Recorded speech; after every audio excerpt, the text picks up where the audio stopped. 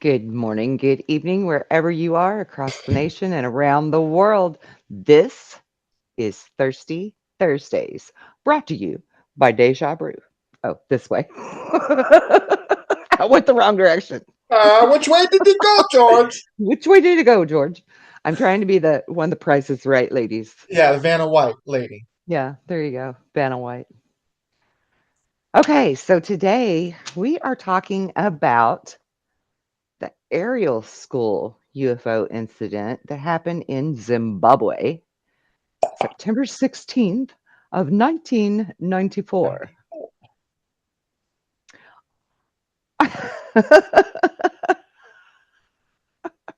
No, it wasn't like that.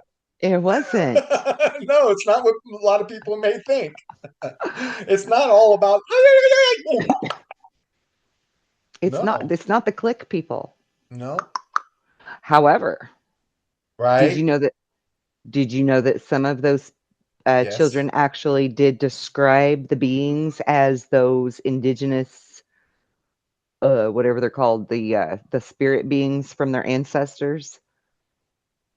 Oh, no, I just know that they were hearing all kinds of different noises and sounds, and I thought maybe one of them was you were going to say was the clicking because I've heard No, some clickers before. it's not it's not the You clickins. know, like from signs. Yeah, I know. But I wasn't talking about that. Oh, go ahead. That's okay. But yeah, they look like people to them. They described them as looking like black men with long, beautiful black hair. And when I got to Oh, looking it up, oh my God. sometimes they're described as black men with long, beautiful hair, and other times they're described as the lion people. And I was like, Ah, what? Spinks, baby. So we have these Lyran type Yes. things all over the world. How interesting. Yeah. Especially and Hmm. right here in the States too. And it's off Yes. limits, right? The Grand Canyon, parts of the Grand Canyon. Off Yeah. limits. Off limits. Can't go there. Don't touch that. That's interesting because you got the Moors too, you got the or the dark, the black, you know, aspect of the Egyptian history. Like some people believe they Yes. were black. Those were the Moors. Yes. Am I saying that right? The Moor. Exactly.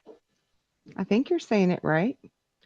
So, and these are called Mondoros, if I'm pronouncing it correctly. And they were powerful ancestor spirits of royalty and also considered the founding ancestors, often called the lion people's spirit for their Yeah. strength, fearlessness, and love of the land. They were the guardians of the land and acted as intermediaries between Morari and the people, which is the land and the people. Mm-hmm. Isn't that cool? Yes, it's super cool. It makes me really think about the lions and even in the Egyptian hieroglyphs, one of the letters represents is a lion. It's just straight up lion. And the way that this lion that you're Googling right now, the image of, it's sitting just like the Sphinx is sitting in the way that it's written in the hieroglyph. You know what I mean? Because I like to dance, Mm-hmm. I like to do circles around things, Mm-hmm. and you like it, you said, but I do. I like it a lot. I like it a lot. And I bet if I I close my like it a lot. eyes and Google hard enough, I can find. I love it because it makes me think. We were just talking about the blue lyrans and I know. Talk You about look like a lion. synchronicity. You've got a look to you that's like a feline lion type of look. It's like you can almost tell. I Just you do. Just like just like people like, oh, I could tell you're from Louisiana. Like, what? We have a oh, look? Like, yeah, you guys have a little look. It's something pretty about your mouth? aw.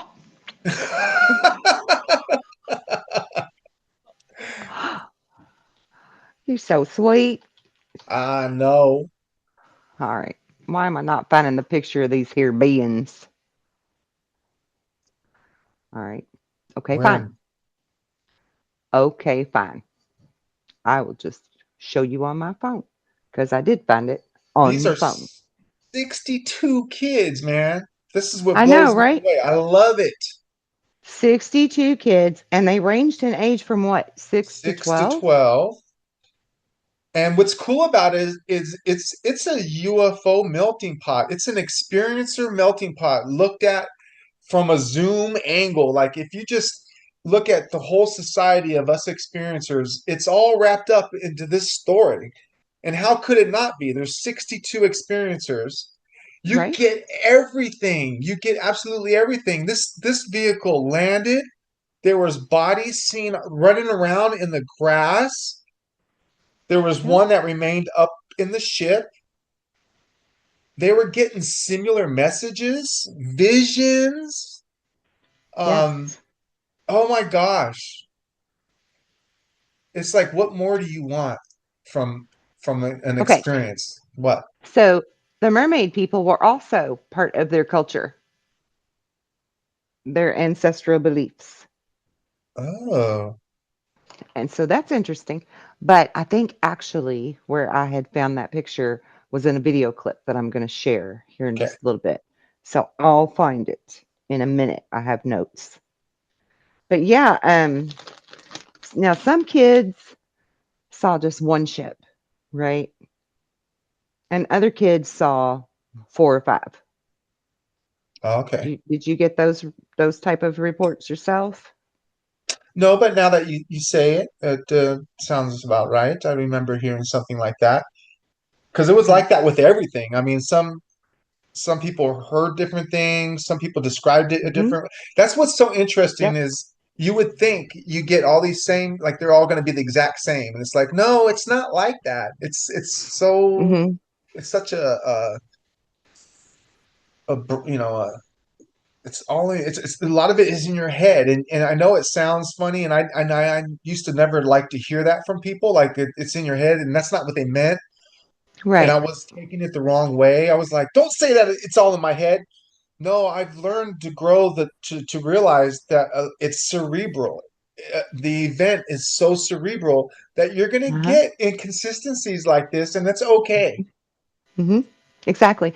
I actually heard a police officer say that they teach you in the academy that eyewitness accounts really are not going to help you in your case much because they're all going to be different. Hmm. And I think that that's because like, if you look at our eyes like a camera and our brain is the computer, right? We're all looking at it from a different angle, a different lens. So we're all going to be seeing different things. So maybe some kids did see one saucer and Yeah, other kids saw four and other kids saw five, yeah, right? Because some of them only saw one being and they called him a man, while others said that there were two types of beings there. One that was a shorter type with a bigger head and very pointy large eyes, and then the taller ones that had very pointy eyes, um, but they looked like a man with long beautiful black hair. So mm, could be the trees around or whatever that was obstructing their view, kept them from seeing what other children saw. But all of their accounts were very fascinating and fairly in line for having so many kids seeing something. I mean, they all saw a craft land. They all saw beings, right? Not all right. of them actually, because some kids didn't notice at all. Yeah, Like Johnny that right. was making the hole in the dirt, he didn't even look up, right? Yeah. He was just busy trying to dig to China or whatever. Remember how when we were kids we thought we could dig to China? Right. Yeah, right. And I was just thinking about the whole scene and how it is in South Africa, right? Isn't Zimbabwe is part of South Africa? Because there was a lot of white students and stuff, Honestly right? don't. Because when you first hear about this case, you picture a bunch of tribes Right, kids or something, like a and it's not rural like that. school. But it's No, diverse. It is diverse, and very it seems diverse. like the aliens or the beings are always interested in diverse situations.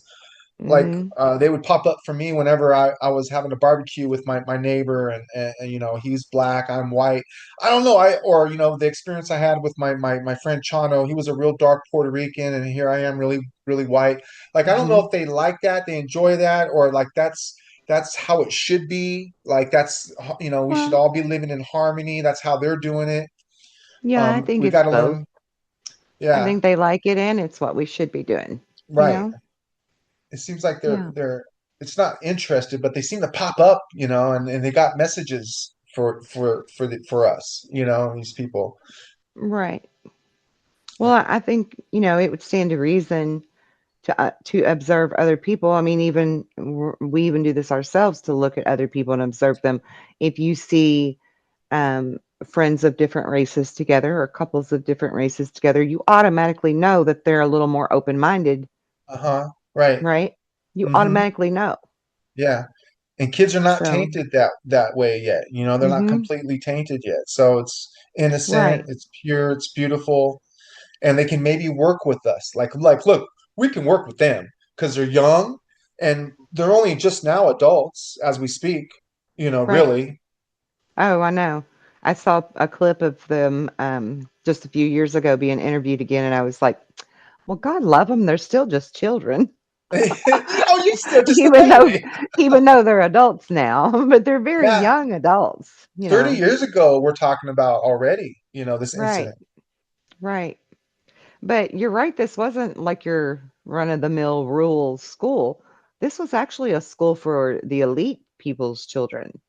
So we're talking about finer education and, you know, so this was a very interesting experience.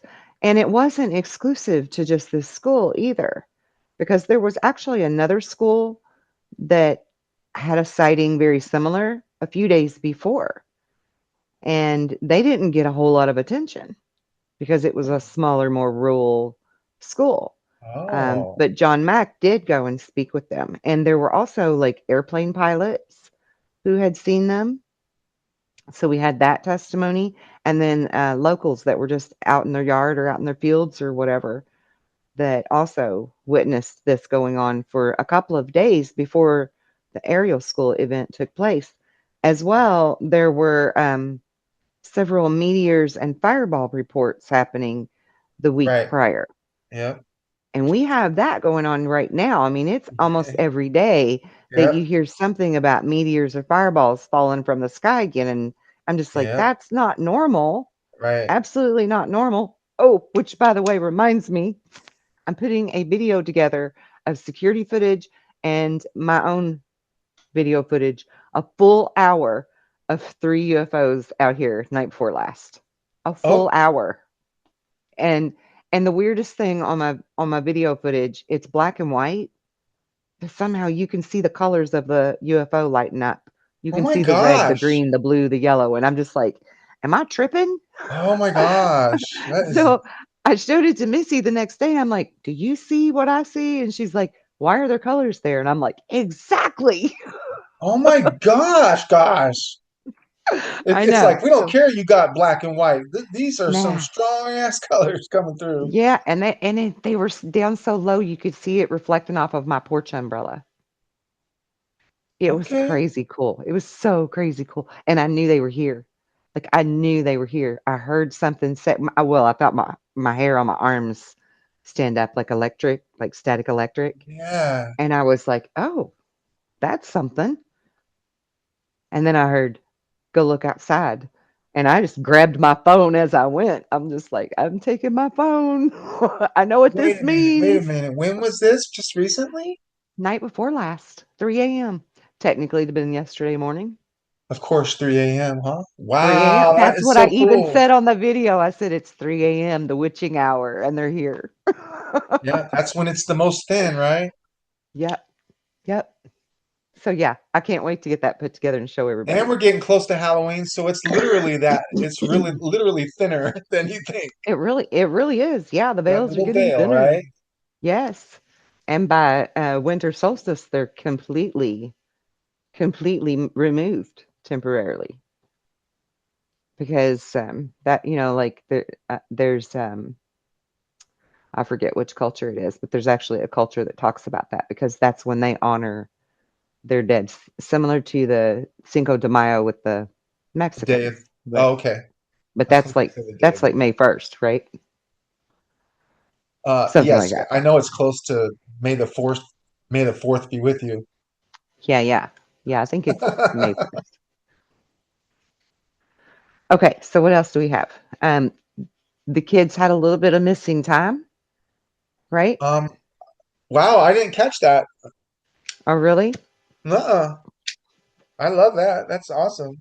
Yeah, they had a little missing time because this happened during recess, and at first they thought that it was only about a 10-minute thing, and Uh-huh. they thought that the beings just came out of the ship and some of them walked around on top of it or whatever and then got back in it and left. But later on in recounting, they were they had received messages, telepathic messages and different things, and it had actually lasted through the entire recess period of this happening. Because they were shocked when the bell rang to come back in. They were Oh, like, "How's the bell ringing so soon?" oh, okay. Oh So, my gosh. I mean, it's got all of the classic stuff, even that common thread about warning them that there's something going to happen to the earth Yeah. and that we need to care about our environment and Mhm. like that same message that everybody seems to get. Yes. I I mean, know. I love this case. Right. I know. It's like I want to really let that sink in for us and our viewers. And not just go over it like we do all the time, because this does happen all the time. We hear of this stuff all the time. And to now, by now, that should be speaking in volume to all of us. Yes. And it's not just a hippie thing, do you take care of the earth, bro? Yeah. Yeah, this is not just a hippie message, because I believe that's the message that they were getting back then. Like, I think this stuff was supposed to happen earlier, this awakening. It got hijacked, I but mean, it's the same we've been message. trying to get it to happen for a few decades. It is all about love and sustainability. It Love is. love is such a high frequency that it's on another dimension. It's part of a higher dimension. That we're gonna understand a lot more about love, because Yeah. I'll be the first to tell you, uh, sometimes I may not know what love is, Jenny, but I believe in the higher frequency of love, and I believe in a higher self of mine, and I believe that Yes. there's certain points in our life where we're closest to our higher self. And I Hmm. miss that, Michael. You know what I mean? I feel like Yeah. I had been there before, and I'm striving to be there again.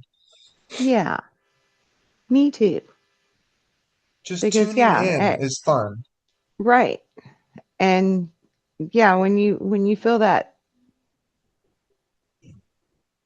good vibration, you know, Yeah, right?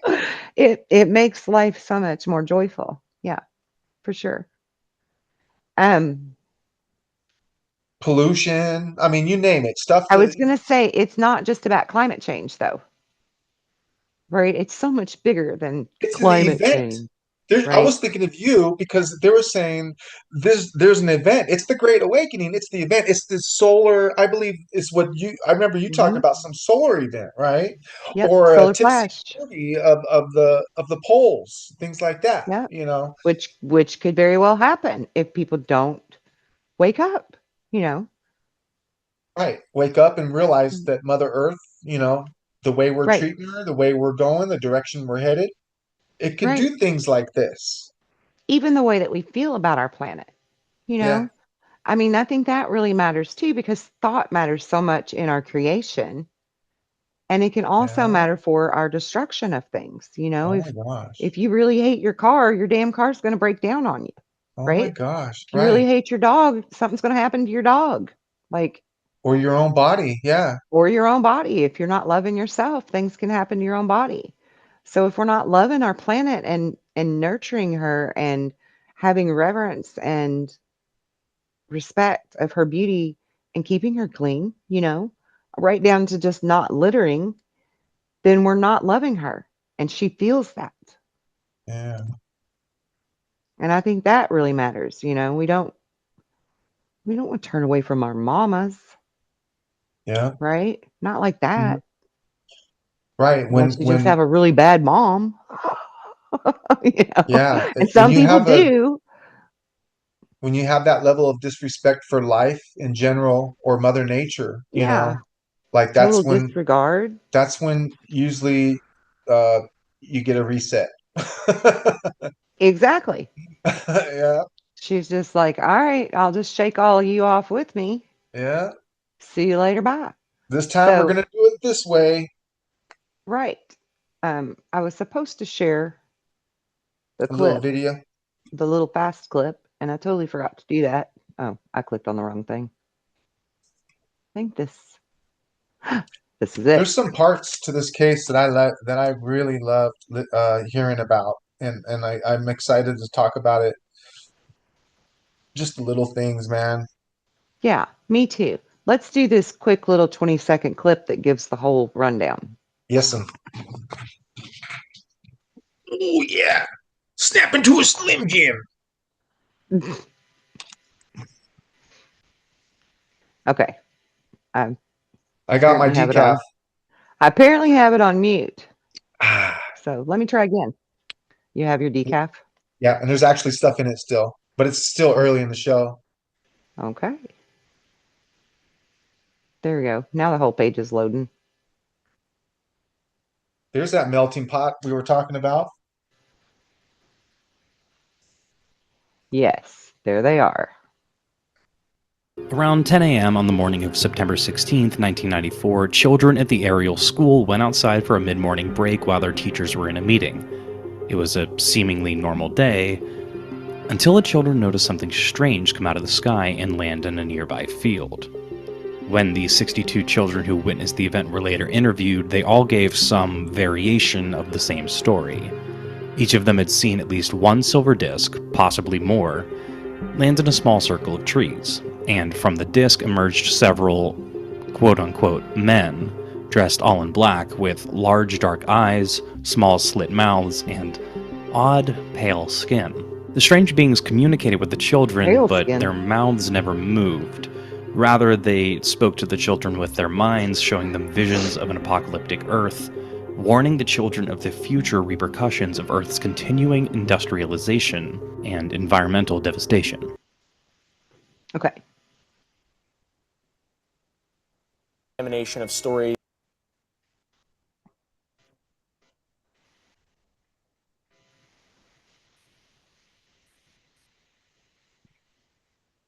So he said pale beings, and I didn't even notice that. I didn't catch that the first time around. But the children did say that it was black men. Well, I know that some of the kids described the beings as having tight black bodysuits Yeah. as well. So, Yeah.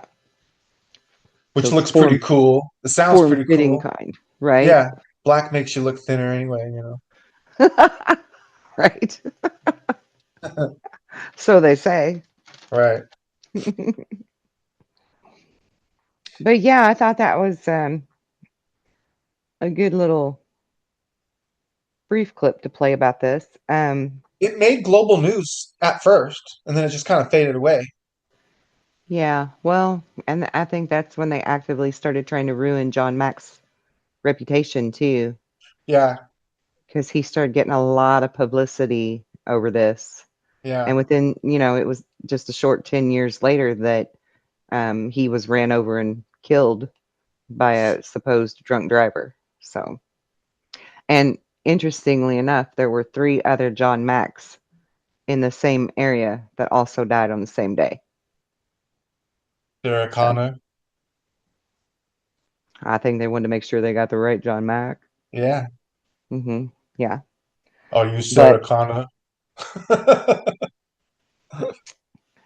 but he was definitely getting a lot of publicity. He was on Oprah, he was on Larry King talking about it. It really got a lot of publicity.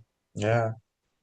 And then I don't know who went back and interviewed him later as they got older. Nick Nicholson. Is that who we're talking about?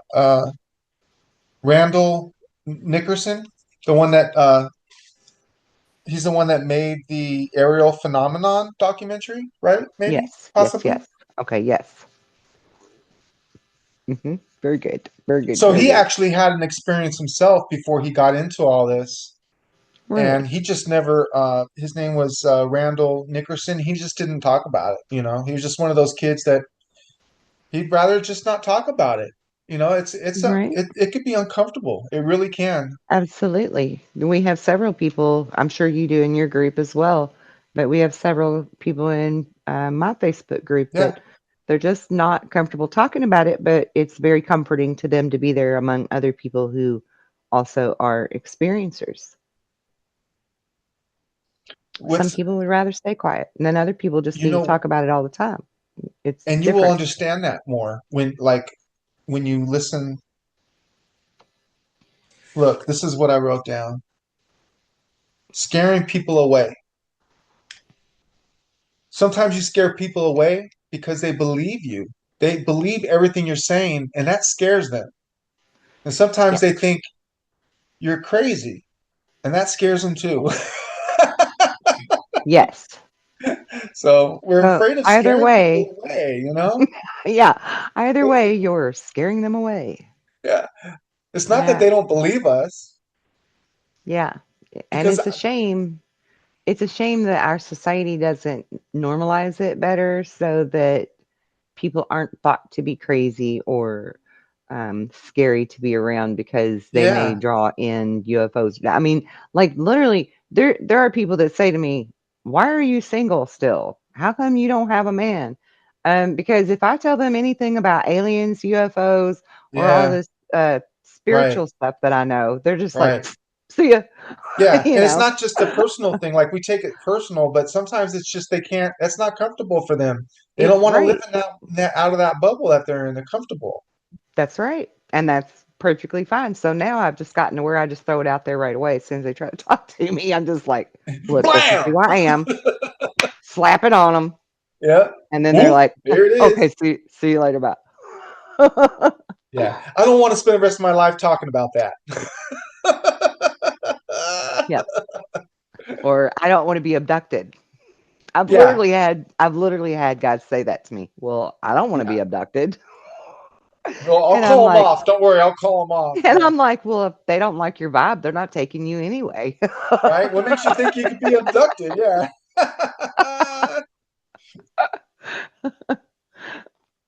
But yeah, I mean, I totally get it with people that don't want to talk about it because you do scare people off. You do. See, that's the thing. You have these beautiful conversations. They're so far and few in between, but it always happens to us. We pour out our guts and our emotions because it's a really good conversation that we're having with somebody, but it's almost too much of a conversation to where you don't talk to them the next time you walk by. And you're like, whoa, that was kind of weird.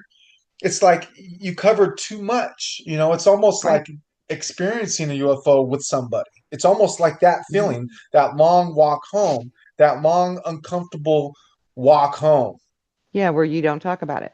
where you Or for don't me, talk that about it. long drive home That where there you you just go. don't talk about it. That happens when you are literally experiencing a UFO with somebody, Mhm. or it happens when you have a conversation with somebody about it, and it's Yep. those conversations, they're awesome. It's like you don't even care that if you're at work and you're like, yeah, No. I know this is a good conversation though. So, you just keep going. And then Yeah. they seem interested in it.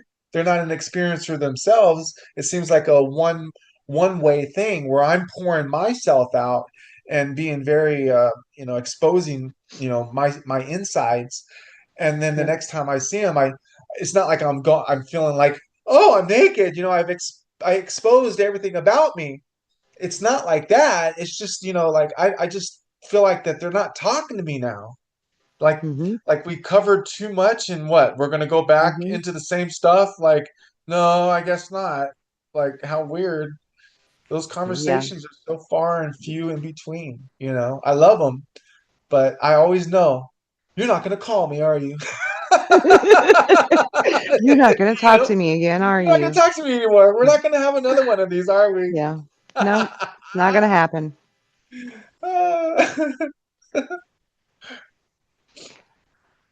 Okay. I'm going to share this other little clip. If I've got the right one.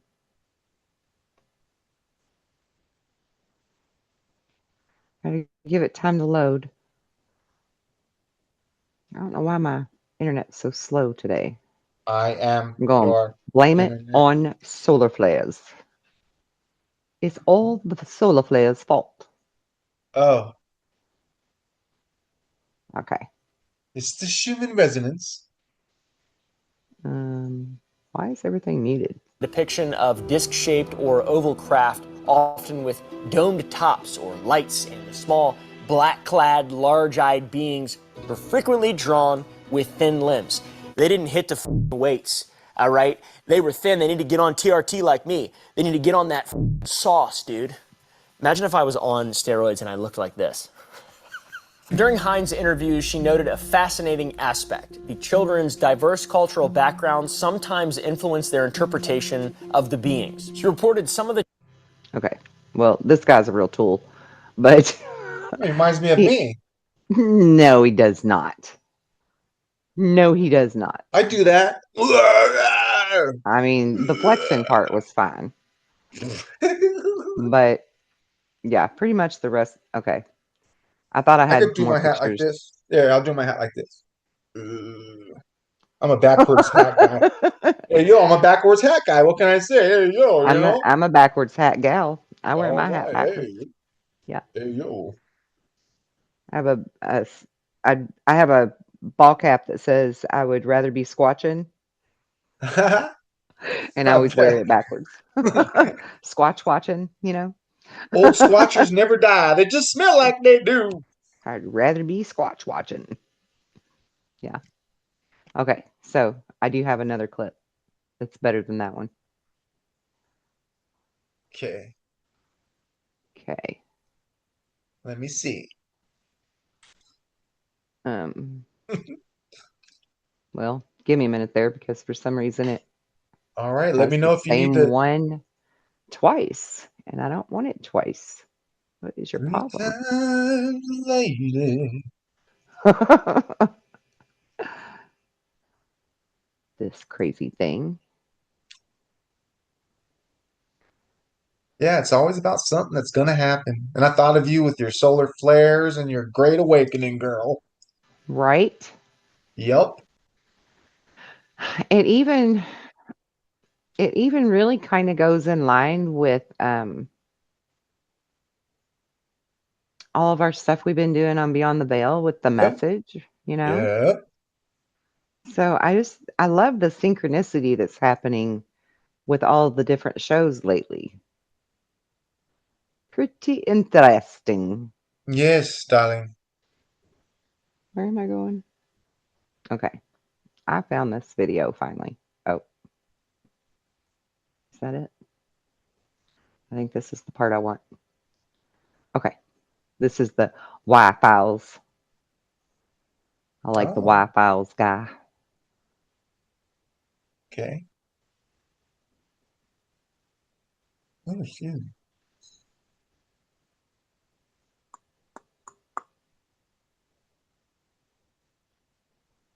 Yeah. Yep. Again, the whole thing has made me re-examine all of these notions of happen, didn't happen. For them, it is completely real, and it is not the product of mental illness. Now, whether it happened altogether in this reality, I don't know. But it shows up in their world. They're seen to be missing by witnesses at the time, so something is occurring that is entering our world. Wow. The teachers felt that it was unlikely for Very Yeah, interesting. I like that testimony that he gives, that something Yeah. is definitely happening. Yeah. And that's across the board with all of the sightings and encounters, not exclusively to the This aerial one. right, yeah. But it's so neat that you get so many kids on the same page here. Yeah. Like I said, you're basically summing up the experiencer group as a whole on the planet. You know, what Mhm. we're doing, what we're trying to just, we are the disclosure. All this, it's happening in that nutshell of children. It's an emotional roller coaster. You hear about the same stuff going on in this small group, then you do the entire globe of experiencers, the whole where there's kids that are excited to share this story, there's kids that are a little hesitant, and there's some Mhm. that are even forbidden by their own parents to even talk about it. That goes Right. on in life, in marriages within our parents. you know Mhm. it's hard to talk about with your husband or wife, especially if they didn't Yep. have that experience with you. Yep. And it happens in a Or your nutshell. parents or even other siblings. Yep. Like I ran into that with my older siblings, they were quite a bit older than me. They were all grown by the time I came along. So when I was having all of these experiences and downloads and memories and stuff, they weren't somebody that I could talk to. And by the time I was an adult and tried to tell them about it, they really thought I was batshit crazy at first. They really did because they didn't experience that life. Even the dad that I knew, that my brother Robert and I knew, wasn't the same dad that they knew 20 years prior because he was in a whole different lifestyle by then, you know? He was into different things. Yeah.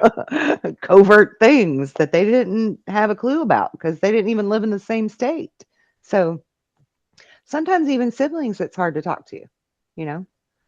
Yeah. Oh And yeah. it does feel very isolating, very Mm-hmm. ostracizing, Yep. you know? And I really feel like that's why I've started the group, um, because we all need that camaraderie, that therapy, that safe place, if you will, Mm-hmm. where people actually respect your experience Yep. and they don't make you feel any kind of way other than safe about it. Yeah. It's not a group full of people trolling and trying to hurt someone's feelings because Yeah. fortunately I don't allow that shit. I don't run, yeah, right. And I don't run into that. Fortunately, I don't run into too much of that. But you would be Yeah. surprised every once in a while, something barbaric like that will happen to you, you know. To me, usually it's Yep. someone too young, someone really, really young, and I'm so open and I'm such an open book that sometimes I say stuff in front of someone that's just too young. And Yeah. you got to understand and get it. Like, Right. hey, look, it takes me a moment, right? Mhm. But it's Yeah. like, look, I'm almost 52 years old, I'm not I'm not lying like a kid, I'm not trying to be popular. I'm not trying to kick it like we would say, man, like, oh, you're just trying to kick it is what we would say to a kid that Mhm. would come in your group and say, I got all the Transformers and He-Man and G.I. Joes. And it's like, man, you're Mhm. just trying to kick it, dude. Like I'm Yep. almost 52. I ain't trying to kick it no more. Right. Right. Right. We're not trying to slip in where we can fit in. Yeah. We want genuine Excuse me. connection. And you're right, in our groups we don't really have too much of an issue with trolls. And when they do show up, I get rid of them pretty quick. So That's the whole thing. Yeah, they like I don't gone. tolerate no bullshit. No, neither do Mm-mm. I. We ain't doing no bullshit around here. No. Okay, I got another little thingy. All right.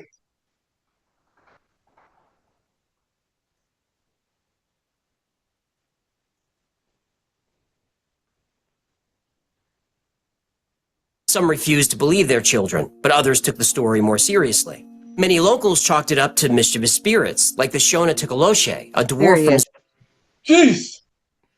Look at this thing. Mad Would Max you beyond. I right? But I mean, don't know. wouldn't you liken that to what other people would describe as a gray alien? I mean, aside Yeah. from his hairdo, of course. Oh, He's short, he's skinny, he's got the big head. I mean, he looks mean as hell. I think he'd probably chop your head off or something. He's carrying a sword. well, that's part of it. We think just because of the way they look, I mean, just the way I jumped out of my skin when you showed the picture, even Hmm. that wasn't right, right? But these kids will tell you that it looks evil just because it stared at them. Right, Some kids exactly. had a bad experience because they didn't like the way that they fell into their deep eye pool sockets. Hmm. They couldn't look away. That to them Right, was terrifying. right. When it probably wasn't people trying to terrify them, you know, it No, I was don't just think an that they were trying. experience. It just seems Yeah, scary. right. It just Yeah, seems scary. yeah. I think this is kind of like a dude that's dressed up like them, though. But I mean, can't you see where other people would think of this as a gray? Yeah, I mean, look at yeah, that head. Look at the head on that. right. That's not your average skull up there. This is something that one of the kids depicted seeing. What is Yeah, this? yeah, yeah. Listen. Zulu mythology with a large head and pointed ears. Holy men suggested ancient shrines nearby had drawn the craft. They claimed that mysterious events had been happening in the area for years. Either way, most residents believed something supernatural had occurred. Whether it was aliens or not, the teachers and investigators believed the children had some kind of experience. So see, it was some of them look at it as supernatural rather than um, the way we would say it, extraterrestrial, even though I think they're one and the same. Hmm. Yeah. And then here is the airplane pilots actually video recording the craft up in the sky of this incident, Of this incident Saw a or one flying of of this incident, of okay. because they saw the same thing that the kids saw, but they saw it from the sky. Okay, yeah, I was going to say because you said there was a lot of activity leading up and around this time too in that Mm-hmm. area. Mm-hmm. sighting. What the hell is that? 2 days before the aerial encounter, Oh, 100 students at the Pier House School, only Oh, no. 25 miles away, saw a flying object flying very low to the ground as if it was going to land. At the same time, the school and bus radio systems stopped working. That same Oh day, wow. during daylight, a mother and her young child said they saw a UFO in the area, and a truck driver reported seeing strange beings on the roadside that night when he was driving. But the story of the aerial school UFO incident isn't perfect. Okay, and then he's just going to go into the discrepancies Yeah, that you're going in to their get, especially it's a numbers. eyewitness testimony, and yeah. Yeah, it's a numbers game. You're going to get a little bit of everything, like we said. Hmm. Some positive, some Right. negative, some believable, some not believable. Yeah, and everybody's going to kind of have a different viewpoint of what they're seeing, right? Yep. Some saw one, some saw four of You the know what craft. got me was What? the description of glitching and appearing and reappearing and things like that. That Mm-hmm. was really interesting because Hmm. that kind of puts you in that Oz effect that people like to describe when they're explaining an experience with a UFO. There is some kind of Oz effect, and I believe one of There my is. Oz effects personally that I experienced was the moment that I blacked out and I came to consciousness again. That moment when I came to, I was no longer standing over here, I was over here, and now I'm standing directly beneath this craft. Mm-hmm. To me, that moment that I came to consciousness, I was witnessing this blue light that was just like fluttering and flashing randomly, sloppily on the belly of the flying saucer. So my initial thought when I came back to consciousness was, why is this so off balanced and electrical issue? I was starting to think they have an electrical problem up there. They shouldn't, because they're UFOs. They should be futuristic, they should have it figured out. Why does it look like they have an electrical issue? Right. That moment to me reminds me of when they describe this bouncing or slow motion, the appearing and reappearing. A lot of that sounds to me like the moment that you're either being sent back into your consciousness, or you're just in between, you're still in between somehow. You Mm-hmm. know what I mean? It's very interesting to me, those statements, because it really does take me back to that moment where I'm like, did you have an electrical problem? And they're like, no, like they snapped out of whatever electrical problem it was, They're like, and no. started showing off. Like I was like, oh my God, now they're showing off, like, okay, you're fine. I get it. But to me, in my perspective, what I was experiencing, I don't know what I was necessarily experiencing. So when I hear them talk about glitching and slow motion, that's so weird. I really like to sink in with that. It's just one of those things where I just want to sit with it for a moment with you and our viewers, because I say it all the time. It's in your head. It really messes with you. It's not cut and dry. Hey, look, Billy, a UFO. Oh my gosh, I'm being abducted by the light. I'm inside the beam right now. It's not like that. I don't have answers to all your questions. I don't. Mm-hmm. And that's part of it. I will never have all the answers, and I will never probably claim to have all the answers. I'm not a know-it-all, Right. and we're not here long enough to figure out. We're just here long enough to figure out, which way we're supposed to be headed, let alone Mm-hmm. figure out half of this stuff that we're talking about, Mm-hmm. you know. But that's what I really took the best notes of. Like that's what really captured my heart, was the descriptions of how some of these kids seen it. It reminds me of that Oz effect, I think, that they described. Where Yeah. I don't know what's going on, and I'm not about to begin to tell you what I think it is, but it could be the moment of us going back into our body or something. You know what I mean? Or it could be us going back to the frequency that we're at. You know, Mm-hmm. I think that's um, probably what it is. I don't know. Yeah. It's very I think that probably interesting. is what it is. And it is very interesting. And also there were glitches and stuff with like the buses and the radios and things like that too, which Yeah, are also very classic, typical. yeah, If you're in a right. vehicle, it stalls out, right? Yeah, No the matter what people's you do, Betty it and Barney won't Hill, start. their watches stopped. Yeah, Yes. all that stuff happens. Yes. All this different electrical glitching because of the craft. And actually, back to the sighting that I had at 3 a.m. yesterday morning, the first thing that my daughter asked me, Bella, when I was telling them about it yesterday, she said, "Did your phone battery drain?" And I said, Oh, "Well, interestingly enough, I had just charged my phone like 2 hours before that, and it was fully charged when I unplugged it. But I looked down as I'm recording, and it was on 22%. And I was like, oh, oh, look at that." ah, Because wow. there is something there with the whole drawing or draining Yes, of the right. energies. Just And like I think ghosts. even in our body, right? I Yeah, think it affects our yeah. body We the feel same drained too. way, Yeah, right?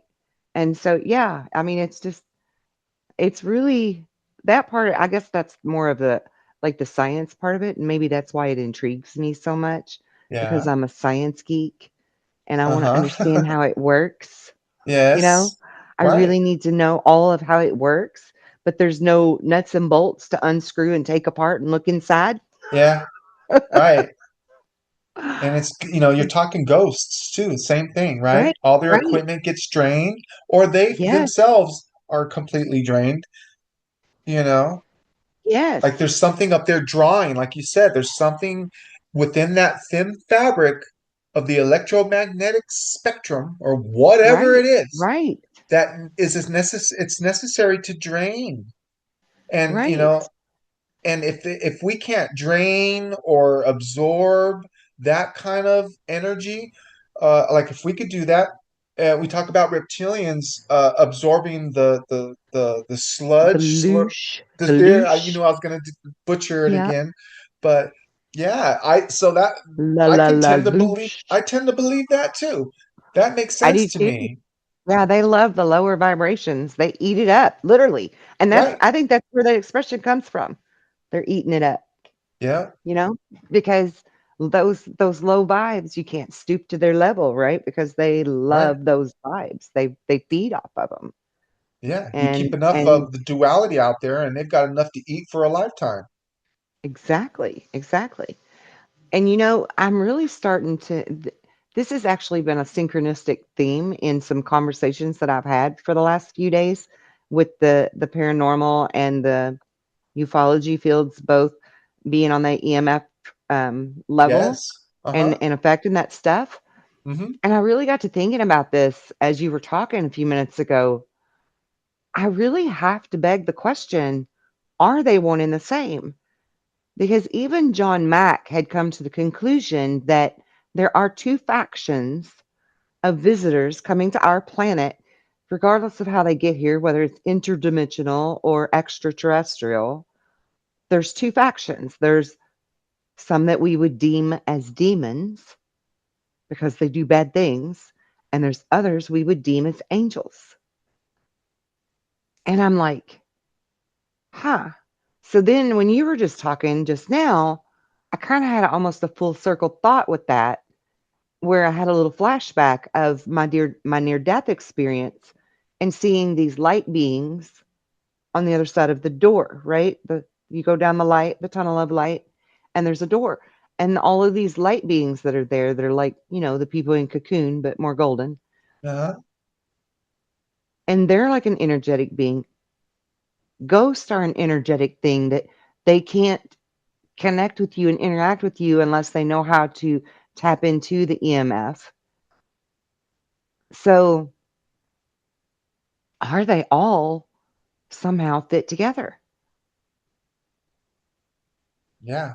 It's amazing. I just had a flashback of when my father passed away on his deathbed. I asked him if he could, which sounds selfish now, but the conversation between me and my dad, there was no selfishness involved. I basically asked him to let me know when he arrived on the other side, and he did through an through an EMF. I'm sorry, EVP. And All right. I was just messing with my phone one day, and I seen this audio option, and it said record audio, and I started messing with it, and I'm like, oh, this is a recorder. Okay. I started going down the list of some of the people that passed away in my life, and I didn't hear anything from anybody. Hi Dad, are you there? Hi Stephanie, my sister. Are you there? Nothing, nothing. And then I went back later, of course, and I can hear my dad say hello. Um, On the recording, on the recorder. So but not audibly with your ears, right? no, I did not hear it. I have Yeah, no I love clue. it. I love it how that happens. Yeah, Yeah. and it was him. It was the way he said it. It Mhm. was. I still have this old flip phone. I'll charge it up every once in a while if I want to get those goosebumps. And my dad doesn't know what he's doing. He was never, a paranormal guy. Yeah. He was a jokester. And if anything, he was probably just being sarcastic when he agreed with me because he knew I Mhm. was he knew I used to always talk to him about my UFO experience because I was always Yeah. hounding him to see if because he was stubborn. And I had a feeling that he would be the type of person that would brush it off, right? And Mhm. chalk it up to something else. you know. But he seemed to know what he was doing, because I asked him, I said, I want you to come back and let me know when you go on to the other side. And he said, I'll do whatever's most convenient. Kelly, he told me he was going to do whatever was most convenient. He was being a smartass. He was being funny. But you Yep. know what? Guess what he ended up doing? The most convenient. Whatever was most convenient. So he not only let me know that he made it to the other side, he let me know that there's life after death, Yeah. and that that was He's the still most here. convenient. Yeah. And he's That was still the most here. that was easy for him. He doesn't even know. He didn't even know. Right. But once you get onto that other side, a lot of people describe all of a sudden getting it. Like, Mm-hmm. oh my God, I Yeah. get it, right? Yeah. But that was the most convenient as well. Yeah. So we're right on track with our whole sound, the word, vibration, light. Yeah. We're on track with this Yeah. stuff. You know, there's a Yeah. fine line. And that veil, right? Because Yeah. they are on the other side of that veil, but also so are the alien beings. Yes. Because sometimes you can't see them, Right. but they're there. Sometimes you can't see their crafts, but they're Yes. there. Right. That's spiritual. That's religious. That's God's watching me. Yeah. That's someone's always watching. Right. Right. So that's really huge. Really huge. And did you know? You probably don't know. Because you don't, I'm sure you don't pay attention to every damn thing I put on Facebook because there's a lot. You I are busy. am so busy, Yes. but I shared this. Susan Spooner is like a really well-known QHHT regression therapist of Dolores Cannon's, one of her students. Oh, And she okay. has her own YouTube channel. Well, I don't typically watch it, but because I've been mentally focused on Three Eye Atlas, this video showed up in my feed today. And it's just a 10-minute clip of one of her clients that under regression spoke of Three Eye Atlas and said that she needed to share this message with the world. And that's why we were hearing the actual regression, that part of it. And this lady in regression was saying exactly what we said about Three Eye Atlas, what, 6 weeks ago now? Five Uh-huh. 5 weeks ago, something like that, Yeah. where we were talking about how it's checking the temperature of our collective consciousness, Oh that yeah, it the and that dipstick. Yeah. it's helping to bring in and amplify That this what we need, energy of necessity. Yeah. exchange. Uh, And she said that as if we continue to connect with Three Eye Atlas, our thoughts, thinking about it, trying to like remote view it or any of those type of things, meditate on it, that the more that we connect with it, the more it can amplify that good frequency to our planet. right. Oh my God, jeez. We're manifesting what this thing's probably going through metamorphosis. Right? It's probably turning into all kinds of stuff. They're like, make up your mind, humankind, because we're creating it. Who knows? Yeah. And it slowed down and it changed trajectory too and went toward Earth a little bit more. Yeah, that's what I And heard. I think that's probably because of all of the focus and attention that's being put on it.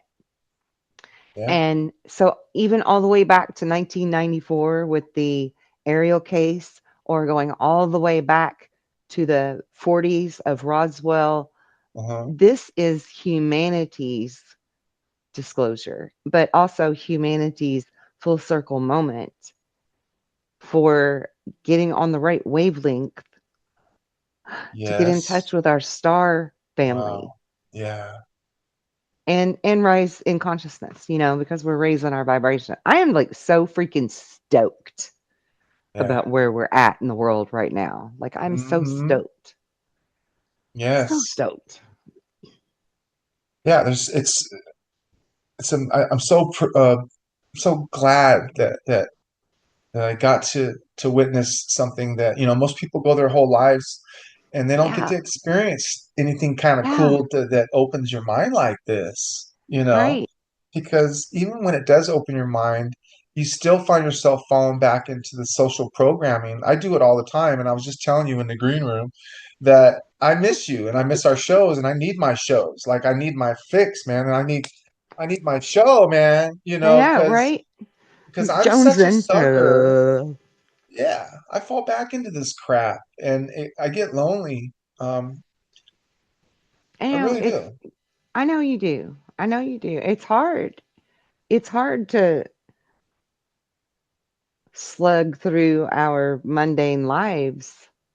That's such a different vibe than what makes us feel good and makes our heart sing. Yeah, I mean, it's nice to And reflect and go, "Oh yeah, there is cool stuff that's going on." But at the yeah, same time, you gotta you run on the time clock. Like yeah, you got to uh, work. You got to be not, able to earn the money to pay the bills and do the things and yada yada. and it's all about attitude and perspective, and Mhm. I'm all It about is. energy. And but I also know that I'm famous for talking the talk, Yeah. but not necessarily doing it, not necessarily walking it. I say that a lot, and maybe that's why, because I say it a lot.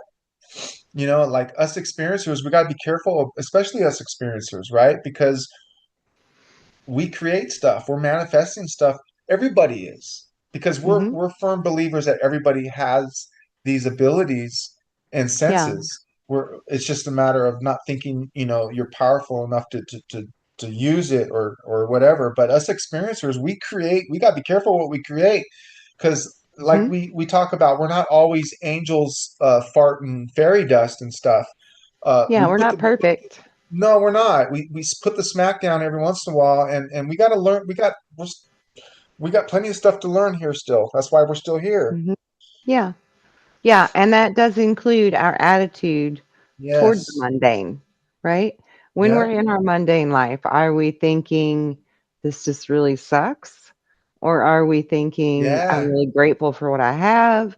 Or I mean, even if it's not something, my advice for everyone listening, if it's not something that makes your gratitude scale raise up very high, then do actionable things to change it, or at Yeah. least Let it put go. your thought energy in the right direction to Yeah. start changing your life. Because, I mean, we can all change our life, you know.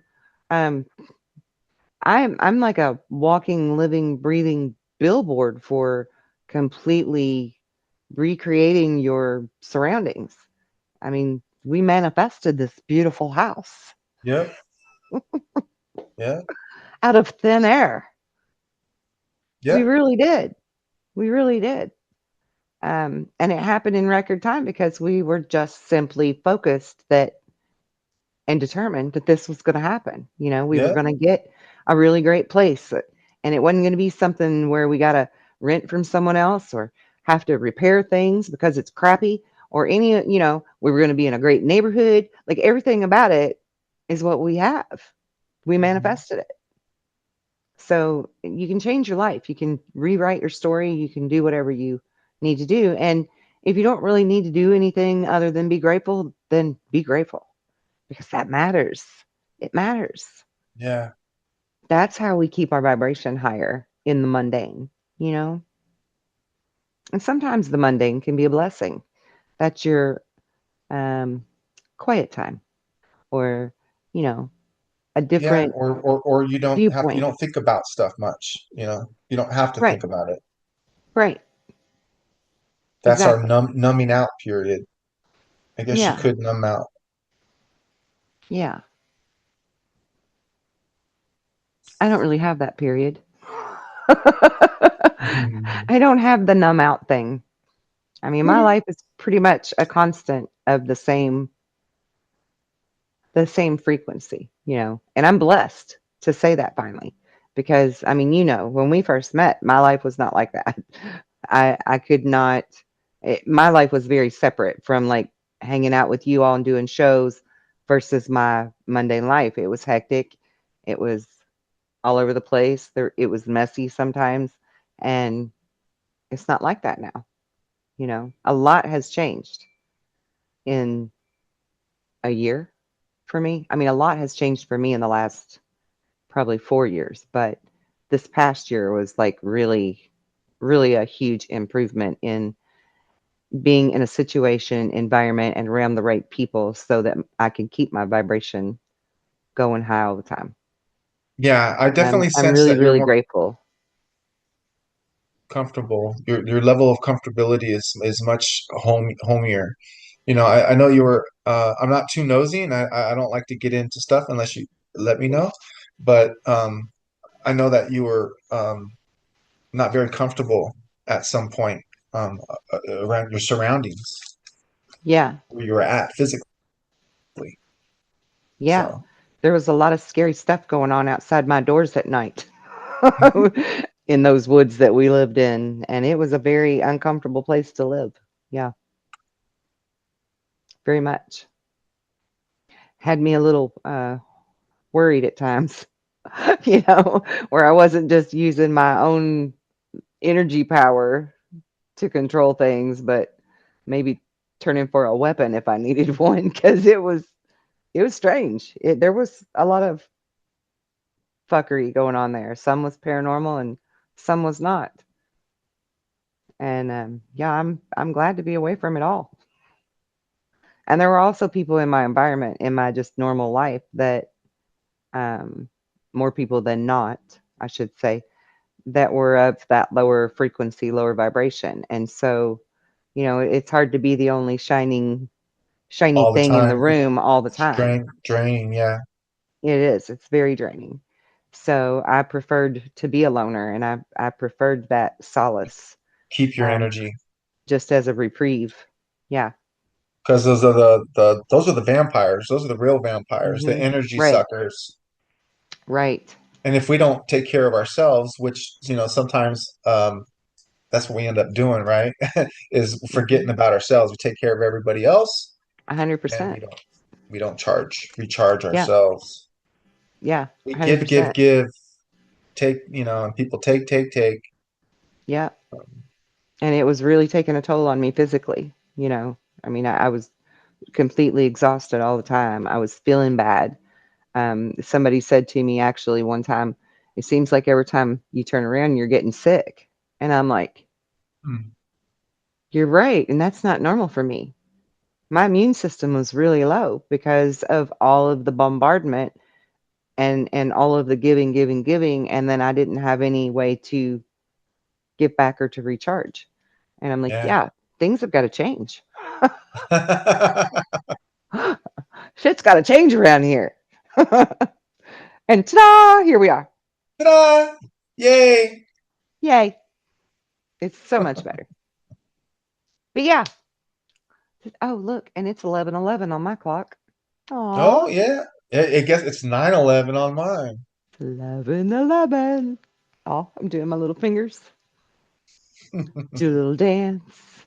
Hey, Make a little love. one of the things that Randall Nickerson, the creator of the Ariel phenomenon documentary, one of the things that he said that stuck with me was nobody can explain what you've seen. That was interesting to me because if you talk to somebody long enough about your experience, some people will like try to talk you out of Exactly. it. And it depending on how, if you're strong or weak or whatever, if you're a kid or grown, Mhm. depending on how you look at it, that can affect you. Yes. Because I remember thinking, God, I almost want to agree with this guy just so I could be comfortable and we can move on from this Yes. conversation. You know, like no, stick to your Mhm. guns, man. That's what you experienced. Yeah, it's crazy, but it Right. happened. Right. And I think that maybe, in my opinion anyway, lends more credibility to people when they say in their sentence or in their paragraph of talking about, they're like, I I know it know sounds that sounds crazy. crazy. Yeah, right. Yeah. Or, they were hoping that they would be found crazy so they can at least go, Uh-huh. "Oh, well, hell, I was Ah, found crazy, right. so no It wonder didn't why I've really got happen. No wonder why I got this Yeah. crazy story. I'm crazy. I love it. Yeah. Yeah. And there are some people who have had experiences that would really rather you prove them crazy than to accept that Oh it yeah. did They're like, please happen just tell because me it I'm crazy. messes with your head, you Yeah, know? right. Society tells you this can't happen. This is not real. These other people don't exist. And then you see them or they take you or whatever. And you're just like, You choose to how do I embrace it. process this? Kelly. You and I are people that chose to embrace it because some people um, will probably be abrasive to it and just turn their head to it, and not want to talk about it. Like the Yeah. guy that developed this documentary. He was just some kid that had a crazy experience. He was like you. He was running around in the woods, as a kid growing up in this house surrounded by the woods, and he still didn't he never really explained during this thing that I was reading. He just never explains. He just never wanted to talk about it. But he was Mhm. enough happened to him to where he was passionate enough to do his job and go out there and interview 42 of the 62 kids. I mean, he went to Zimbabwe like four different trips to Zimbabwe. Yeah. This was supposed to be just a short film that he was working on. It was just going to be a short film, and it turned into this really big, A whole important big thing. Yeah. documentary. He really put a lot of effort and energy into it. Yeah. Yeah,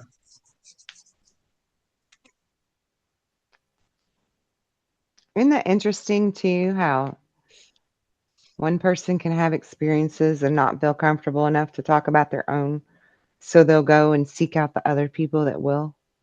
yeah, that's what I felt too. Like this is just a Hmm. quiet, humble guy that he's not out there telling the world, saying, "I don't care what you think. I'm telling you what I Hmm. experienced."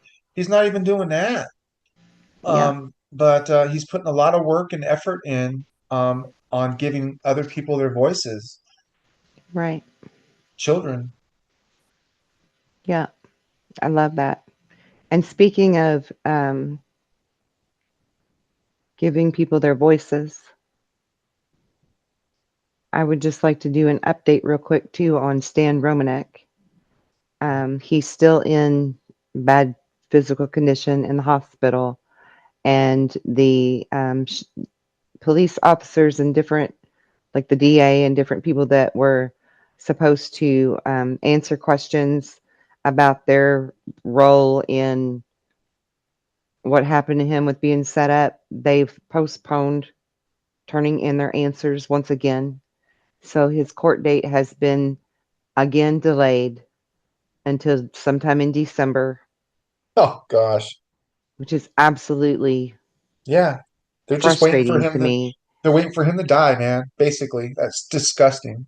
Pretty much, instead of having to own it. Yeah, pretty They're just much. prolonging everything. So you're saying that I'm prolonging everything. Yes.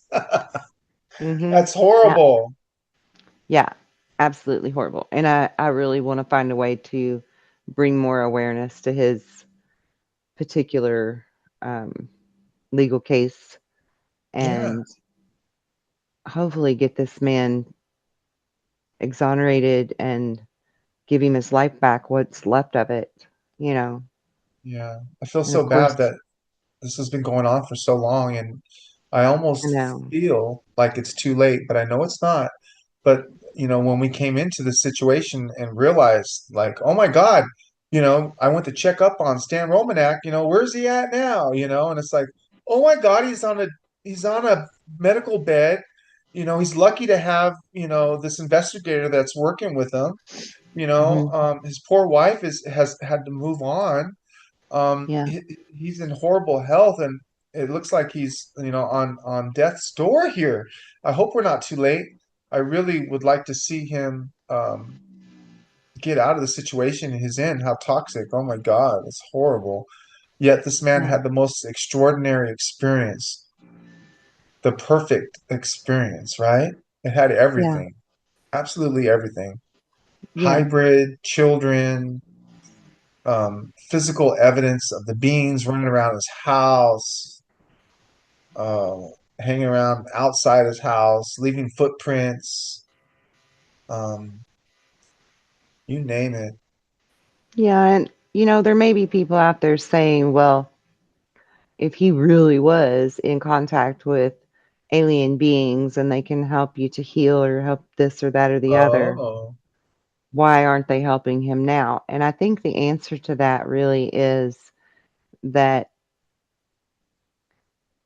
they would respect that type of help the same way that an energy healer like myself would, where you don't cross those lines, yeah, um, and do things without the free will of others. Because on some level you have to be giving permission for that. yeah, And of course, with us being humans right now, I'm able to send him healing energy, because that's my compassionate desire to do. But if he isn't feeling like there's anyone out there that cares or being open to receiving it, you have to wonder from a scientific perspective, how much how he's getting much of that. Yeah, how much does it help? Yeah, yeah. yeah. So And being at the position he is health wise, um, that's not a very comfortable attitude. That it's probably not going to have the best frame of mind, or right, attitude about it, because we could right, be and you can't blame homeless. him. Right. If I was homeless Yeah. right now in a gutter, I would be worried about my next fixed or meal. I wouldn't be worried about my next podcast or the next time I get my voice heard, Hmm. or thinking about my frequency or my energy levels. I'm Hmm. not going to be thinking of that if I'm not sitting here comfortable in my little cottage that I manifested too. I was Hmm. in the ghetto, um, and I would never be able to afford to live up in the Oakland Hills. Up here in Skyline, it's so beautiful. It's like heaven every day, but somehow I managed to manifest it. And that's what we did. We saw it coming and we just started homing in on it. Like, oh my God, it's gonna happen, Captain. And it did. I don't know where this conversation is going. I do that a lot. It's a whole free will thing Yeah. and attitude. Yeah, that's right. We were talking about, I wouldn't have the attitude that I have now. At least I'm comfortable. I have a place to stay. I got clothes. I got Yeah. food. So I'm trying to be happy, and I have my friends, and I have my nice little shows that we do. So I get to talk about the passions that I know exist.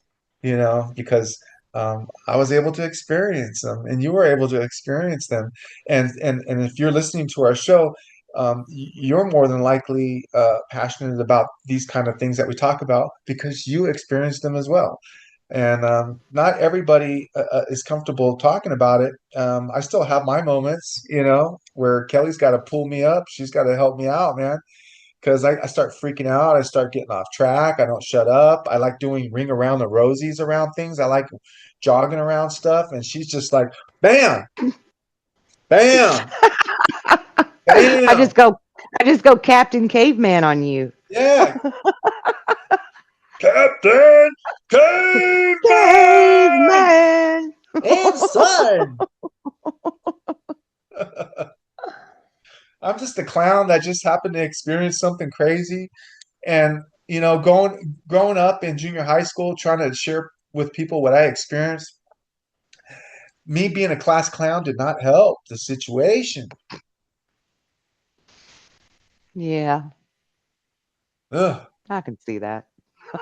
it did not help. I am a clown, dude. Me, on the other hand, my class clown always came in handy.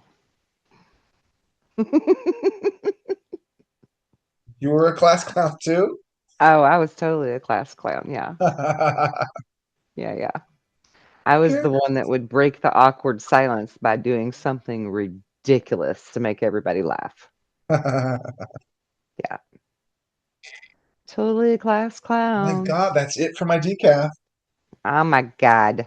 I don't Now even got count any me, coffee. y'all count how many times I reach for that cup and do something, and there ain't nothing gonna be in there.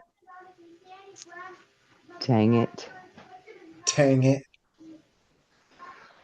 I What's didn't going even on? have What's coffee going for the show tonight. I can hear my kids over there chattering Yeah. in the back of the house somewhere.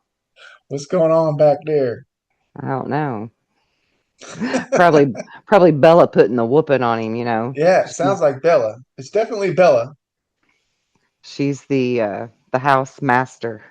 She cracks the whip, makes everybody toe the line and mind the rules.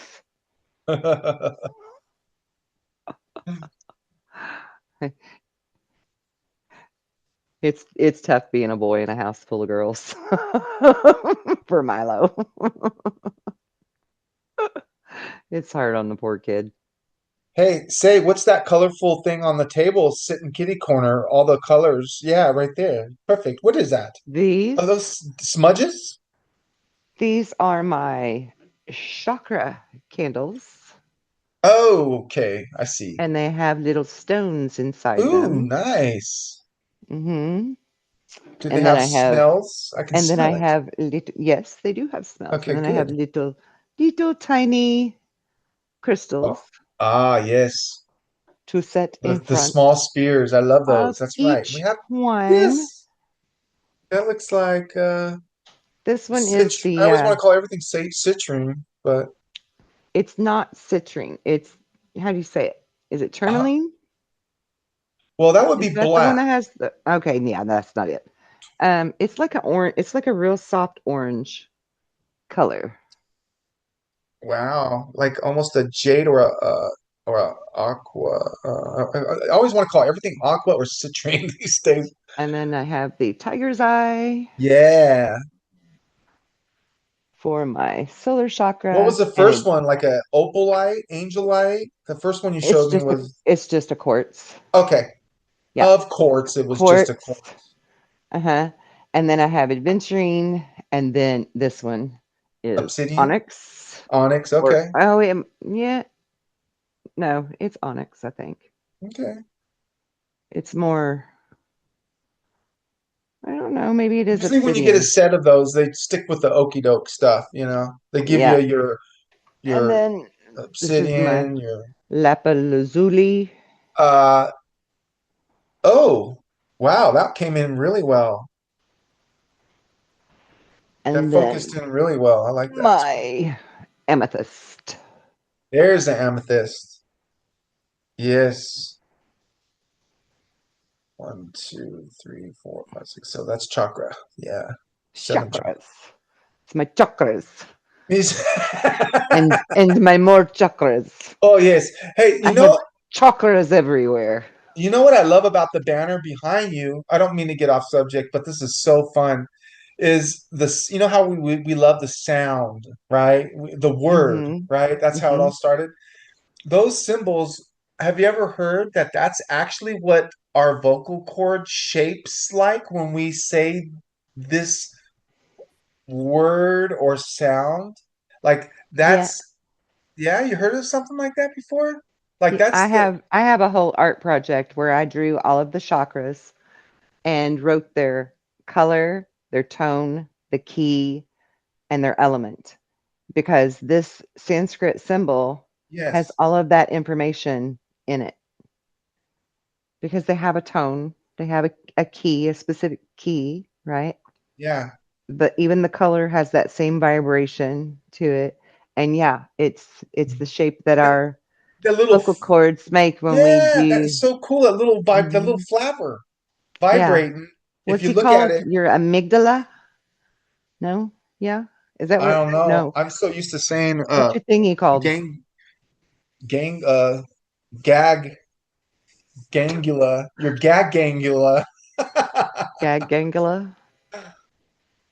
No, I don't know what that is, but that's a certain cut I if you think were to it's look at it from a certain spectrum when we try to pronounce these sounds. yeah, it's like What a they wrote in, microscopic view from inside of your esophagus. yeah, is what they Yeah. have drawn on each one. That's how Yeah. they get that symbol. I love that Yeah. idea. Yeah. I love Sanskrit. And it's the shape of our throat, the whole circular part, like looking Yeah. bird's eye view, down at Right. our esophagus. Right. You know, is that our esophagus that's vibrating? That is that what I was Mhm. looking for when I was saying ganglia? I don't know, Mhm. but there's something really romantic about the Mhm. Sanskrit symbolism and Yep. and And each one of the larger shapes around them are the sacred geometry.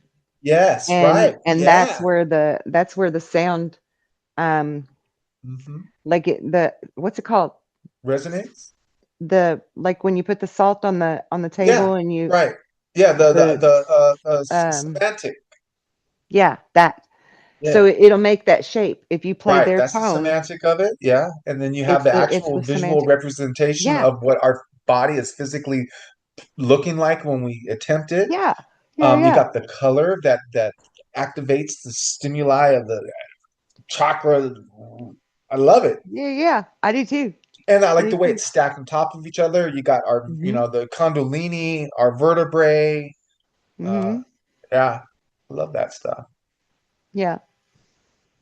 And me um being dyslexic and all, which I think is because I'm an old soul.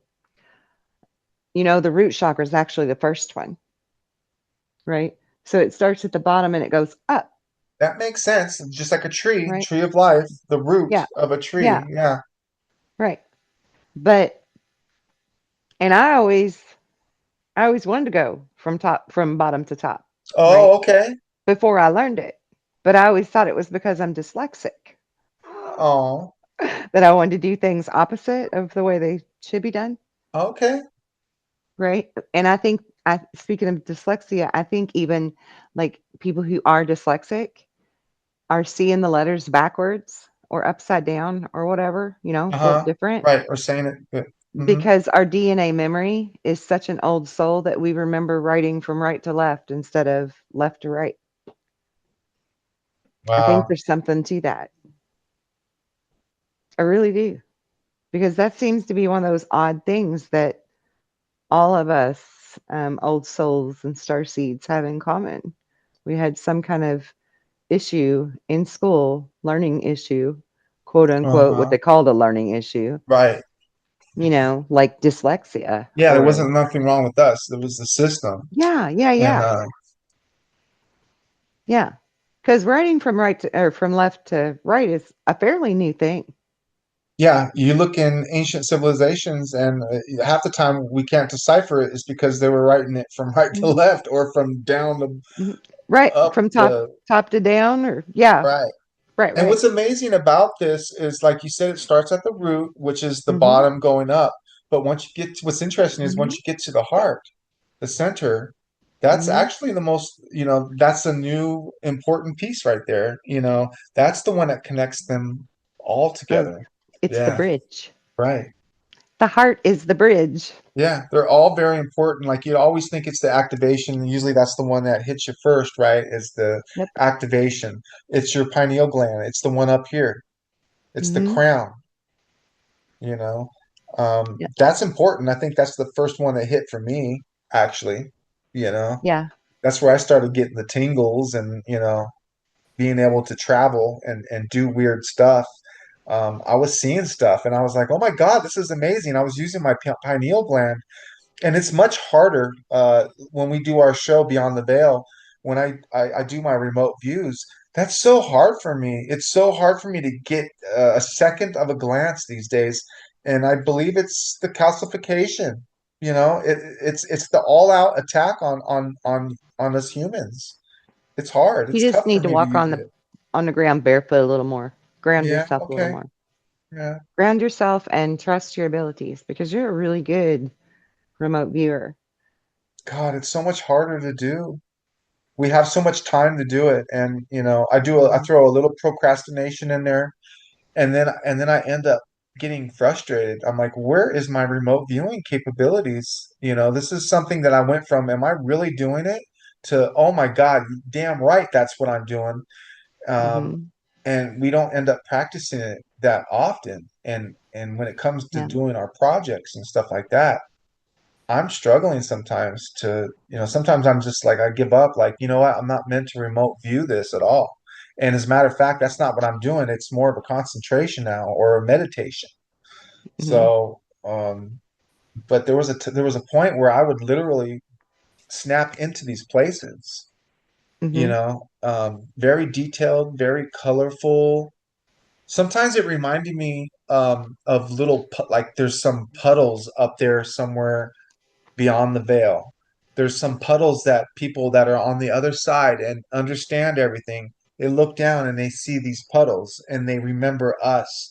They know that there's another world down there that is still learning and going through the process that they need to go through. And they see these little puddles. And sometimes if we're on the bottom of the puddle and we concentrate enough and we use our abilities enough, we can start to vibrate the water in those puddles. And there's people that are advanced and they look down and they might catch a drift of one of our puddles rippling, and it catches their eye, and they walk a little closer to the puddle and they look a little closer, like, what's going on in this puddle? And they can see us starting to use our pineal gland and actually break through that barrier, that all important barrier. And they're like, oh, look how cute. It's good to see the people on that side of the veil are still fighting to to to do more and learn more and be more about life, like, Hmm. look, they're starting to vibrate that puddle. That's what I Hmm. feel like sometimes, like I'm in the bottom of this puddle, and that's what happens is, like, if I concentrate, I can break through that puddle and I can see, just like I can see you right now with everything behind you. Like, that's amazing to me, like, that we can do that. Like, I Yeah. was doing that. I know what other people could do that too. It took me a while to even call it what it was. I didn't know what the hell it was. Maybe I'm wrong. Maybe it's not remote viewing. Maybe it's astral projection. I I don't mean, know, but it's it something. is it is It's something. astral projecting. Remote view is just a different word for it. You could also call it bilocation, you know, Yeah, I just like the way biofield remote viewing location. sounds, I I guess. do too. I like the sound of it. You could also say you're piercing through the veil.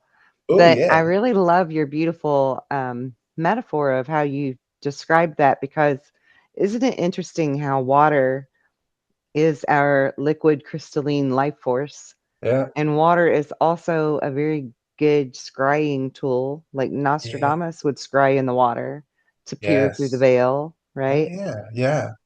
And here you are describing yourself as being inside. Here, this is what I was seeing: Nostradamus's bowl of water, and him being the wise man peering into the water, and Mike's face underneath the water Yeah. coming through, Coming through right? from where we're from where we're at right now, which Exactly. which to a lot of people is uncomfortable, Yeah. yet we're there, we're here, and we're surviving, and not Yeah. only that, but we're kind of getting it, and we're hanging in there, Finally. and Finally. we're hanging in there, and we're kind of getting it. Yeah. Keep hanging in there. Keep Yep, trying. right, we're trying. Look And how cute. look how cute. But with you feeling blocked and feeling like you're not getting it, I would advise to go outside barefoot a little more often, at least 15 minutes a day. Get grounded, get recentered. Yeah. Excuse me, that's good, and I'm all I know, about right? that. I'm all But about that. I know also, better than that. to trust that, and maybe the block is because you're feeling like you're not able to spend as much time as you would like Yeah, doing it. I'm cramming. No, I mean, you're feeling like you're cramming. Right. So just change that perspective, because I Yeah. fly by the seat of my pants and that's when I work best, right? Ah, yeah. I do things on the fly, and Right. And that's maybe where the magic happens for me. yeah. Okay? So just change that perspective of it to where you're not looking at it like that's a bad thing, right? Yeah. Remove that block. And it never hurts to have a little water beforehand and be You make grateful for water that look so water, beautiful with and your copper. bless this water, and then drink of this water and revitalize your crystalline essence. Oh, with your hammered copper. I love it. And your little your evil price tag on the bottom, the bars. Oh my God, I know, right? I seriously need to take something to scrub at that. I'm not doing it with my nails because I done broke 3 nails this week. Oh, dang. Ooh. Yeah. I'm sorry. One of them, I dropped my screw gun, and when I went to pick it up, it snapped my fingernail in half. It's like, well, some bitch. Hey, one of the visions that one of the little girls had was all the trees were gone and there was no air for Hey, us to Bella. breathe. Yes, isn't that interesting? People just dying. Will you get me one of them butterscotches over there or a caramel so that I won't start coughing again? One of I've the had kids said, I've had a uh, tickly throat lately. Sorry, go ahead. "Oh, I'm sorry, darling." One of the kids was saying that the message that she was getting was, "We mustn't get too technologed." To With the what? technologed.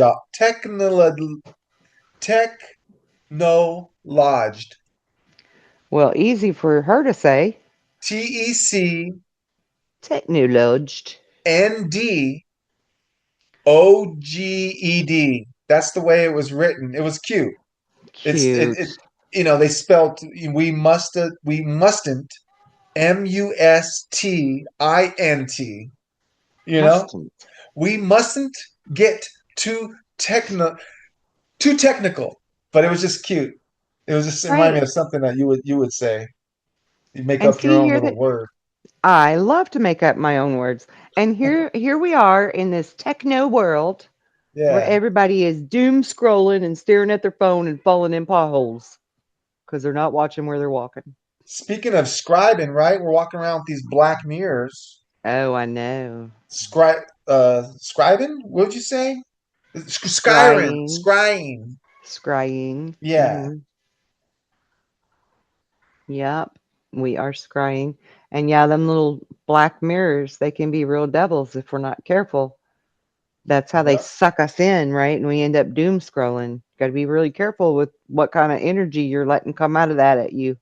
Yeah. What kind of vibration is it? Yeah. Is Some it are a just is it a bad one or is it a good one? waiting for an opportunity. Yeah. So, We don't want the bad vibrations coming out of it at us. We want the good vibration, right? We want to be like the Beach Boys. yeah. I Was was it the singing Beach it. I was Boys? right there. Yes, it was. Yeah, okay. Good, good, good, good vibration. I'm talking about sweet sensations. That's my favorite part. I like the deep voice. Oh yeah, yeah. Your Luther Vandross. I'm Hey, the I'm all about the deeper voice. some of the things I But found interesting as I love your well. Michael Jackson voice too though. Tito, I need a tissue. The kids were talking about the strange sounds, which I'm a big fan of sound, right? Yes. Blowing of a flute. How beautiful. That sounds Right? very meditating. A flute, really? That was one of my awakening things that I felt like I wanted to do. I felt compelled to go buy a flute. I don't know how to play one, but I Me bought one. too. I did too. I bought a Native American wooden flute. Yeah, it's beautiful. Or actually, I'm sorry, you have a Native American one? I've got this Mhm. Chinese one that's beautiful and elaborate. Ooh. And I can't, it takes this like a special wax paper that you got to lick and stick on the hole and blow at a Oh, certain snap. angle. I got to buy a regular American recorder just to make Yeah. Yeah, sounds. yeah. But some of the strange sounds that they were explaining was like a flute sound. Other kids reported like buzzing, like bees, or Mhm. electricity. Right. So that's so cool. Like here we go again.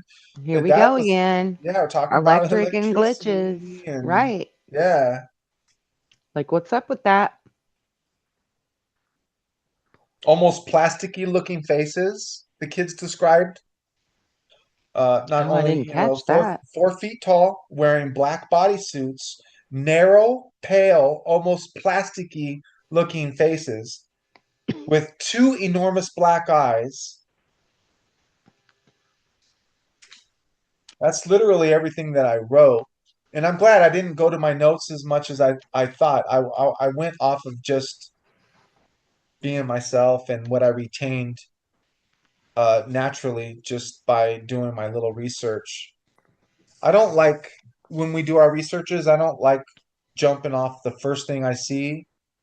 Like Mm-hmm. I got to scroll for a while and get like a couple different perspectives Yeah, because that's yeah. embarrassing if we all just come up with the same Wikipedia crap, which I don't trust Wikipedia. It reminds me of Right. Smithsonian and everything else that's been hijacked. That's what they Right. want us. That's the program they want you to believe. Usually is on those pages. Yeah. It Not ain't no that. Webster's dictionary. You can't trust that shit. And it ain't Yeah, no I mean, you can't really Britannica. trust any of it. I just you gotta trust your gut is the only thing. I Right. surf and Exactly. trust my gut. Right. I You found gotta it trust something. interesting.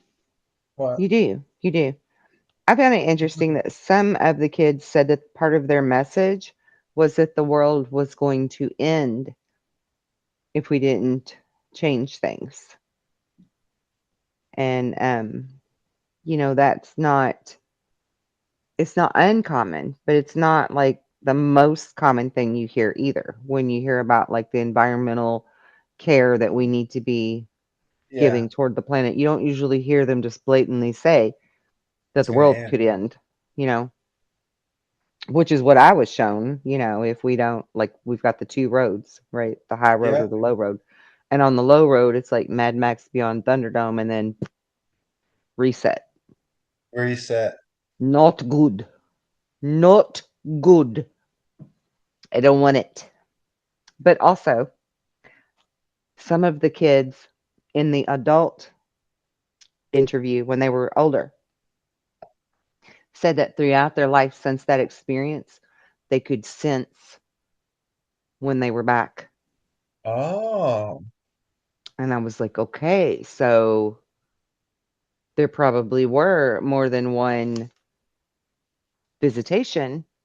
It wasn't exclusive to this one time at the Ariel school. It happened more later on in their life, throughout their life. that is very interesting. Yeah, it wasn't just this one-time deal. Like Hmm. it could get personal, you know? Yeah. Wow. Yeah. So I would really be interested in someone delving into that a little further and seeing if any of these young adults have any kind of recall of abductions or would consider regression to see. Yeah, because you get a group of people like that. That's very interesting. Usually we think, oh, it's because I'm a starseed, or I've got my antenna, that's in my brain. Hmm. Um, but when you get enough kids on board that were able to see what they seen, you're like, wow, all those kids can't be all star seeds or all have something special about them. You know, it could Well, happen to anybody. all children are special in the sense that they are our future. Yeah, and fresh from the other side Hmm. and not But totally tainted yet. Yeah. along with what you were saying, they can't all be this, that, or the other. They also can't all be like RH negative, which Yeah. seems to be this misnomer in the ufology world and in the spiritual world that there's something more special about RH negative than there is about RH positive blood types. And Hmm. that's just simply not true. That is Maybe. not true. Yeah, they do Um, put a lot of emphasis on that. yeah. And so I just want to say, this is a clear example of how there's no way that all of these children were RH negative blood types, Yeah. you know? And not only is that just simply not true, but it creates this division between blood types of all things, Yeah. a division, and it creates ego. Yeah. Duality, it creates an energy. Ego. Yeah. Yeah. Yeah. Like it has nothing to do with your blood type. And I can say that with 100% of surety because I'm an A positive, you know, and I've had a lifetime of experience. It has not a damn thing to do with your blood. Not a damn thing. Not at all. None of my kids are a negative. They've all had their own experiences. It does not have anything to do with your blood type. I can speak that from fact. What are you looking at? Mind, just what does that say? Mind. It's over your coffee time. It's mind over matter, but Okay. I wrote the word in the middle. Psychokinesis. Oh, geez. Okay. Psychokinesis is mind over matter. Yes. Very well. Very nice. You know, because I'm a geek, so I have to know the big words and the meanings and the nuts and bolts of stuff. Okay. And you got your little burn tray. Is that a burn tray right there too, right next to it? It's my You got little crystals in there? I'm sorry. I'm nosy. mm-mm, mm-mm, mm-mm, Uh-oh. mm-mm. Let me just show my booty there, buddy. I'm It's sorry. it's it's my seashell Oh yeah, your and my sage yes, that's what I thought it was. That's your and my fun dish. Palo Santo. Oh yes, very well. That's what I thought. It was like a. Hmm. It wasn't like a metal. To me, it looked like a metal burn tray, but I love that. Yeah, That's a what do you call that? Avocor or what? yeah, yeah, yeah. I Albacore. like Yeah, mother of pearl. Same thing. something. Yeah, I like to butcher Yeah, it, but yeah. that's It's pretty. beautiful. That's pretty. Beautiful. And then do you see the white thing with my name on it over here? It says Kelly, wear the nylons. No, I don't. Okay. You're all okay. One more time. Okay. Okay. One more time. Kelly, where are the nylons? What the heck? Okay. So this is a little thing that lights up, and I think my battery's probably dead. Yeah, battery's dead. But Missy bought this for me when my Oh, mom died because my mother was 90 when she passed away. And in her life, she was always about collecting pretty things, but then never using them for anything, right? mhm. And on her deathbed, she was naming all these things of hers that she wanted me to go and get and to use them, right? And one of those things was like 6 pair of really expensive nylons that were all, each a different color that she had still in their little packages in Mhm. her lingerie drawer, perfectly lined out, never used, and she adored them. She paid a lot of money for them. They were very expensive. They were very beautiful, very good quality nylons, and she never used them. Mm. And she said, "I want you to go get those beautiful pumps, those shoes that I've never worn that are satin. I want you to get all those nylons. I want you to use those things." And she said, "Kelly, I really want you to use them. I want you to wear the nylons." And I'm like, "Mom, I think your nylons are like 50 years old. They'd probably fall apart if I tried to use them." Right. Mhm. And I thought it was kind of funny at first. And she grabbed me by the hand and she said, "No, that's a metaphor for all the things you have in your life. Ah, Don't just put them on a shelf or tuck them away in a drawer and keep them. Use them. Really oh, use your things and appreciate them while you can. Wear the nylons." yeah. So I was the one that did her Okay. eulogy. I did her eulogy speech, Oh my gosh. and that phrase and that story was in her eulogy speech. And she died at Thanksgiving, and for Christmas, Missy bought me that light. Oh, So how cute. Yes, that's very special. yeah, Just to remind you to, to use wear the use the, nylons, yeah, wear the nylons. right? Yeah. Use your pretty things. Don't just set them on a shelf and let them collect dust or, whatever. Like, don't buy things if you're not going to use them, and really live life and use them.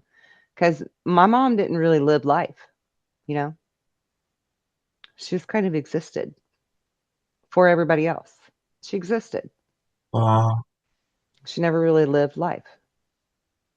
So, valuable lesson from a 90-year-old lady on her deathbed, you know? Go Very live life. nice. Live life. And I think that's the perfect place to end our show, is to tell everybody, wear the nylons. Live your life. Yeah, Really live it. You only get one opportunity in this body. Don't waste it.